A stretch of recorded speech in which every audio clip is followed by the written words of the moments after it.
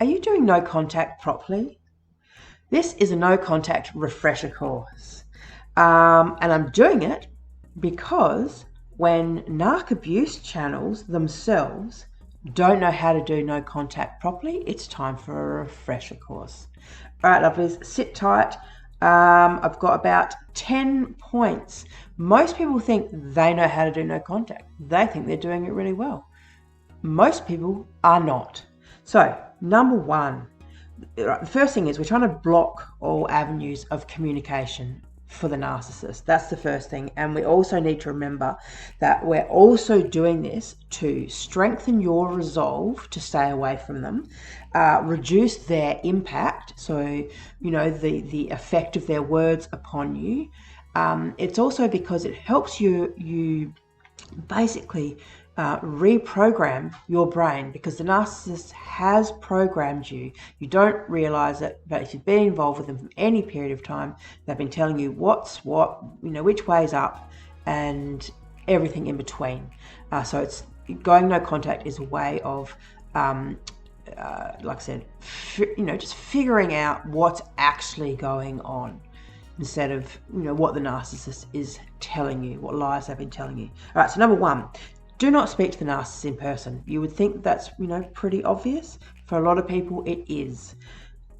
Point two, but they mess it up because they talk to them on the telephone and they say, well, I'm not actually having contact. We know it's just a phone call. All right, do not talk to them on the phone, in person, in any way, shape or form. No communication. You will not heal if you are going back to the same person that's hurt you over and over again, and having them reinfect you essentially with the same bullshit beliefs that got you into the situation that you are already in. All right, so number three, no text messages. Same thing. This is where a lot of people, stuff up. They have them blocked, but then they read their text messages and they say, oh, but I didn't reply, so it's no contact because I didn't reply. It doesn't matter whether you reply or not. If you read it, you are not in no contact.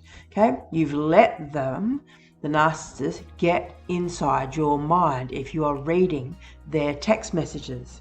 So number four, so block their phone. Don't answer any suspicious or unknown numbers.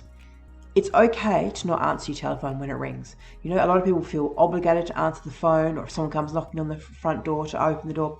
You don't actually have to do anything for anyone. Okay, right now, especially when you're trying to heal from narcissistic abuse, it's really important that you learn to protect your own boundaries. And no one should be ringing your phone. When you get people, trying to sell you things, trying to get money out of you, and they randomly ring your phone number. If you do get through to people like that, here's a good lesson in boundaries. Say to them, where did you get my number from? Find out where they got the number from and tell them, do not ring this number ever again. Okay, so with the narcissist, like I said, they will get new numbers. They'll use their friends' phones. If you get tricked in any way, shape or form and you're on the phone to the narcissist, just hang up. Don't even think about it, because once you put that little moment of doubt where you're like, oh, should I hang up? Should I talk? What should I do? Right, that's their foot in the back door. So if you happen to get on the phone and it's a narcissist, just hang up. Number five, so block their emails. Number six, social media. Block them on all forms of social media, or if you're like me and you've got a public account, be mindful of the fact that they will be lurking in the shadows. They will be keeping an eye on what you're doing and who you're doing it with.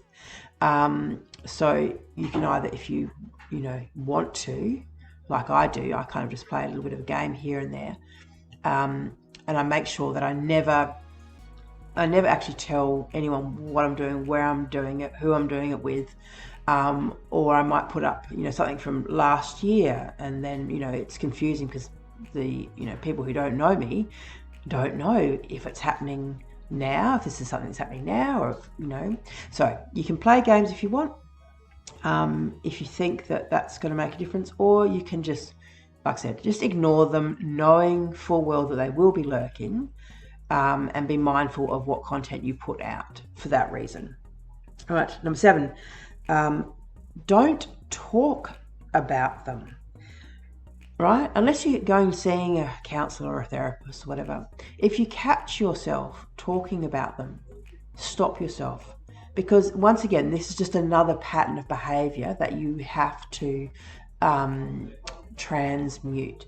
So it's something you did it automatically because they were the centre of your reality. So you were always trying to figure them out. You were trying to communicate with them, sort things out, resolve things, whatever. So you were always thinking about them. So when we separated from them or escaped them or been discarded by the narcissist, that behaviour takes a little bit of time essentially to stop, but you have to stop it. And the way to stop it is, as I said, the second that you realize, oh, hang on, I'm talking about them or I'm thinking about them, stop yourself, shift your energy and attention and focus away from the narcissist and onto something much more interesting and pleasurable. Okay, number 8, do not go into their narc spaces. So don't risk running into them by going, to their bar, for example, where they used to drink, or the nightclub that they go to, or the darts club that they're a member of, or the golf club, or, wherever their spaces are. And you'll know if it's their space, because if you go there, you'll be reminded of them. That's how you know it's their space.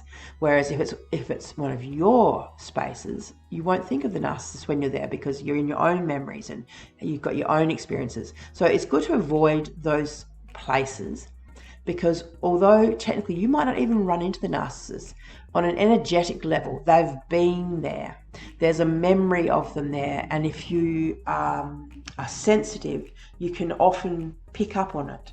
You can feel them. It's like when people break up with, have a breakup, for example, and then they sleep with their ex's t-shirt, or they put it on the pillow as a pillowcase because of the smell and the energy of, them having something that was close to the person that they miss. It's the same kind of thing. Energetically, the narcissist's spaces will, like I said, contain some kind of residual energy. Okay, don't look at old photos. This is another one. Another way people break no contact is because they look at old photos, they get swept up in the emotion of how they felt at the time, and they forget that the whole thing was a love con. You have to remember, you have to remind yourself, you didn't have a relationship with this person. This wasn't a marriage. This wasn't real. This was a love con. You were taken advantage of, and now it's up to you, like I said, to heal yourself, to stop reinfecting yourself with the lies and the delusions of the past. And the photos are one of the most kind of dangerous emotional minefields, essentially.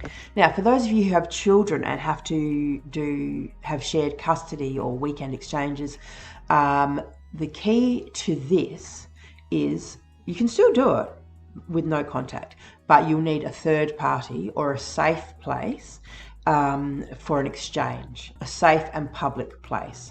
So that the narcissist doesn't even get to see you during the exchange, let alone hug you, talk to you, catch up on what's going on in your life, have a quick 5-minute exchange. And a narcissist will use that. Don't you worry about that.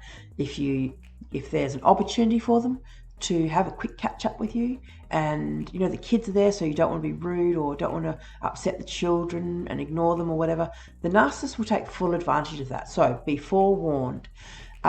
Figure out a way where you can do the drop-offs and pickups through a third party, so they don't even get to see you or speak to you, and have the third party obviously be civil but not exchange any information. If the narcissist has something to say, they can put it in writing and then you can throw it out once you receive it. This is the other thing. Do not think that because they are the parent that they have any influence or say or control over what you do or how you raise the kids. It's always just an excuse for the narcissist. It's just a way of kind of undermining you, your authority, stamping their control on you, criticizing you, finding something to nitpick, something to make you feel paranoid or insecure about. So with the children, I've actually, look, I'm going to link some videos here because it's really hard co-parenting with narcissists. In fact, it's impossible because narcissists aren't parents.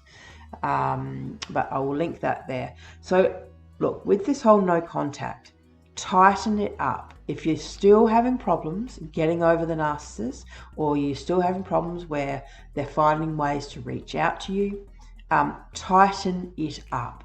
Consider this a battle strategy, and literally figure out how the narcissist is getting in and why. I've got a funny little situation right now where I've got someone who is trying to contact me, but because I think, or they think that I think, actually, I should say it that way, I think that they're a narcissist. So they managed to get through to me on Facebook through like a private account. And then what they do is they leave me messages and then block me. So they send me a message, then block me straight away so that I can't block them, essentially. So they've got this little in, and literally the first text message that this person sent me, they actually said, oh, you left this door unlocked to me, which is fascinating that, you know, how they think. It's like, oh, you've left the back door open. That must mean you want me to walk in the middle of the night. You know, that's how narcissists think. They think if you haven't blocked them on everything, that must mean that you're open to talking or open to communication, you know, or that they can get their foot, like I said, in the back door and slowly wheedle their way in. All right, lovelies, I think that covers it all. Thanks for listening. Like I said, tighten up your no contact and get narc free and stay narc